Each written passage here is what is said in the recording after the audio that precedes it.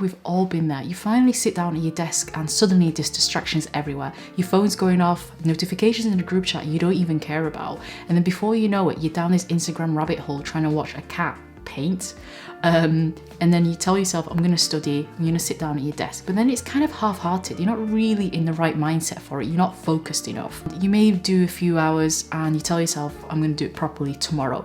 And guess what? Tomorrow is exactly the same thing. So what is that secret recipe that allows people to focus for long periods of time? What is that magical recipe that allows people to not get distracted when it comes to their studying? I'm going to talk about a few evidence-based techniques that have really helped me when it came to being able to focus for a long period of time whilst I was in medical school. So here goes. Hi everyone, my name is Rhoda and I'm a doctor working in the UK, and it's my mission to pass on as much knowledge to you guys as possible. So as you can see, I really wanted to talk about focus and being able to study for long periods of time.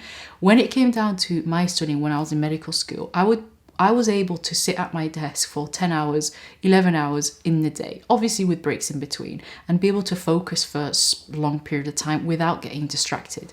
Obviously, this is something that doesn't happen overnight. It does require honing it over time. I'm going to go through a few different techniques that hopefully you will find useful and can implement into your own studying. My mindset when it came to studying was not to focus on the grades or the score that I need to get. When you're not putting so much importance on getting the grades or getting the scores, it takes away that pressure and stress of I need to get through everything, I need to do everything. And instead allows you to almost enjoy the process of learning new content, new information.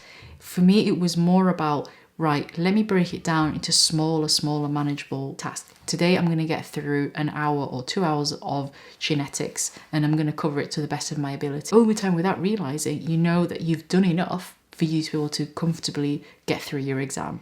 The next is environment, and this one is so important. You're going to be spending the majority of your time at your desk whilst you're studying. So you need to have an environment that works for you, one that allows you to get into that deep zone and also minimize distractions that are coming in. So the first and foremost is having a cluttered desk equals a cluttered mind.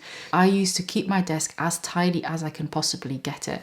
The only thing that would be on my table would be my pen, my notebook, and my laptop. Everything else was out of sight. If you can imagine having lots and lots of paperwork all around your desk, and you know there's pens everywhere, there's notebooks everywhere, there's text, and when you see all of that in front of you, your mind starts to feel a bit stressed out and disorganized. So keeping it as tidy as possible is so important. This one is probably not talked about a lot, but make your environment somewhere that is comfortable to be. You're going to be sat down in your chair for a long period of time. I used to trying to turn it into the most enjoyable experience as possible. Having a comfy chair, having my nice cup of tea beside me, having snacks with me as well. Try and make it as something to look forward to, which sounds a bit weird, but trying to make it as enjoyable as possible, then at least you're not being put off. And oh my goodness, the number one distractions we all have is our phones. I know some people use this to put timers on, Pomodoro, forest apps, all the rest of it. I did not have the willpower to be able to not look at other things, so I would switch that thing off and put it in a different room altogether.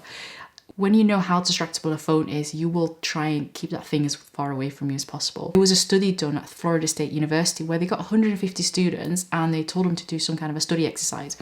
And even the sound of hearing a notification on their phones would distract them and they would lose focus. So you can imagine just literally hearing your phone is enough to get you out that zone that you want to be in. And the other thing is, it took 23 minutes for those students to go back into that zone again once they just heard that notification. So keep that phone away from you guys. The next is study rituals. For me, this was so important. I studied at the same time, in the same place, for the same amount of time. And the idea is when you build yourself rituals, it becomes routine. And when you build yourself routines, it becomes more automatic. And you're not having to fight against procrastination and those resistant forces that we've all come across. You're not relying on things like motivation or willpower to finally get yourself sat down at your desk. So for me, that would be having that routine where I'll do the same thing when it came to my studying. And don't take this from me, there's a book by Cal Newport called Deep Work, rules for focus success, and he talks exactly about these rituals, about how important they are when it comes down to not just when it comes to studying, but also other tasks that you want to achieve that you know you're going to be doing on a daily basis. And I also had a pre-study ritual. How hard is it going from scrolling through Instagram, watching TV, and then now having to sit at your desk?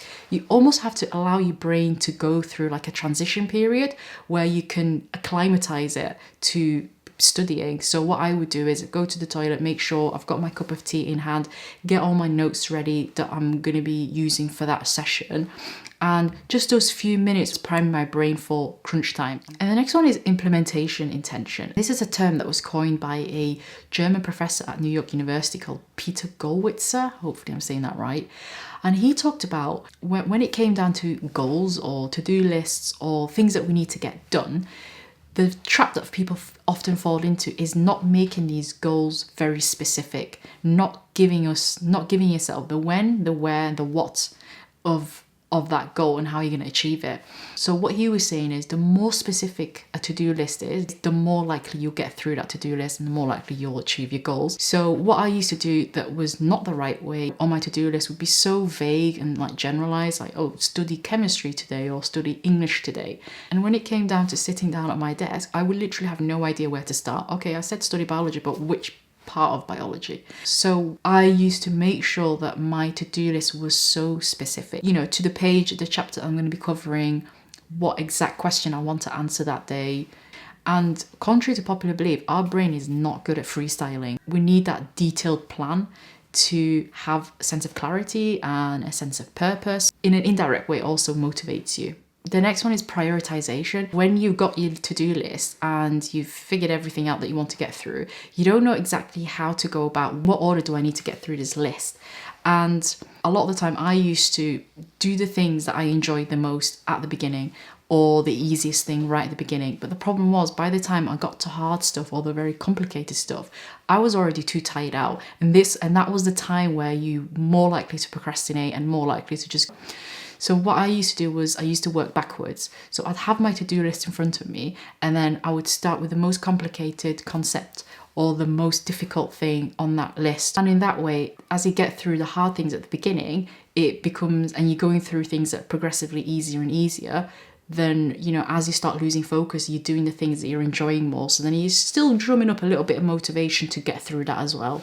And I imagine it as a mountain, it's really difficult starting at the bottom of a mountain and then climbing your way upwards, top being very difficult stuff, as opposed to starting at the top, which is the hard bit, and then gradually coming down and as it becomes easier. Next one is novelty. And what I mean by that is there's lots and lots of psychological evidence that says our brains love novelty. So our brain basically loves new things, exploring new information. And there's actually a part of our brain specifically dedicated for this that releases dopamine every time we see something new. That's why we love going on our phones and refreshing things and constantly getting new information. That dopamine we know is involved in increasing our motivation to explore these new things. So taking advantage of that when it comes to your studying is almost like a hack. So when it comes down to my studying, I used to vary up the content that I was trying to learn. So instead of just spending a whole day on biology or a whole day on chemistry, I would do a couple of hours of biology, a couple of hours of chemistry, a couple of hours of human physiology. That way, I'm kind of varying up the content. I'm not going to get bored from doing one thing for the whole day. Also, using different brain processes. So for example, in chemistry or maths, it's very numerical, it's a lot of problem solving. So you kind of using that part of your brain. When it comes to biology or English, a lot of it is more about memorization and just taking in a lot of facts.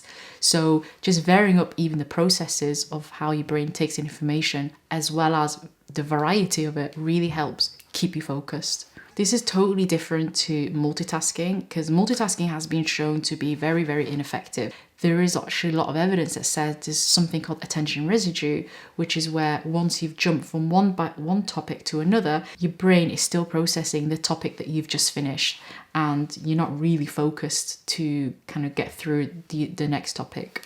Giving yourself adequate breaks whilst you're studying is really, really key. Our brain has only a finite amount of time for it to be able to concentrate without getting distracted. So it's really, really important to almost treat your brain as a muscle that needs rest. And for me, things like the Pomodoro method personally do not work for me. I can't study for 25 minutes only and then have to take a 5-minute break. That just gives me opportunity to just become distracted altogether and give up. So I would carry on for at least 3 or 4 hours. And for me, I knew, for example, if my exam was going to be 3 hours, I have to be able to concentrate and focus for 3 hours at a time. So once I've done the 3 or 4 hours, I would take my break. You know, I would not sit at my desk. I would leave the desk, stretch my legs, go outside, go for a walk, talk with people, watch a bit of TV, anything that just didn't revolve around me being in the environment that I was studying in. And also giving my brain some time to process the information that I gathered. Because again, there's lots of evidence that says that sleeping or, you know, taking breaks allows your brain to continue processing the information that you were trying to learn. And when you come back to your studying, I felt way more refreshed and I could carry on for another 3 hours. If you found this useful or even remotely helpful, please like the video, subscribe to the channel, and I'll see you in the next video.